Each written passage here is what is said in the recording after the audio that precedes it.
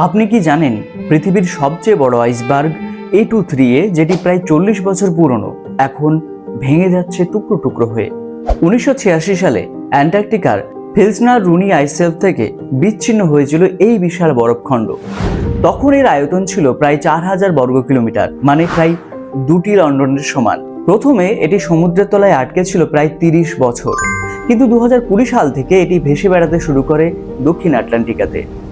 এত বড় আইসবার্গ নৌযান ও সামুদ্রিক জীবের জন্য এক প্রকার চ্যালেঞ্জ তৈরি করেছে। 2025 সালে এসে A23A দ্রুত ভাঙতে শুরু করেছে। এর বিশাল অংশগুলো আলাদা হয়ে যাচ্ছে। এখন এর আকার কমে দাঁড়িয়েছে প্রায় 1700 বর্গ কিলোমিটার। বিজ্ঞানীরা বলছেন হয়তো আগামী কয়েক মাসের মধ্যে এটি পুরোপুরি গলে যাবে। আইসবার্গ A23A আমাদের মনে করিয়ে দিচ্ছে জলবায়ু পরিবর্তন কতটা বাস্তব আর ভয়ঙ্কর। আপনার মতে এই পরিবর্তনের জন্য আমরা কতটা দায়ী? কমেন্টে জানাতে ভুলবেন না। আপনাকে শ্রদ্ধা জানাই, আপনার মতামত চিন্তার প্রতি আমার সম্মান। আপনার মতামত কমেন্টে জানাবেন, চ্যানেলটি সাবস্ক্রাইব করে সাপোর্ট করবেন। আমরা বলবো আপনার কথা, তাই এই চ্যানেলটি আপনারও। নমস্কার।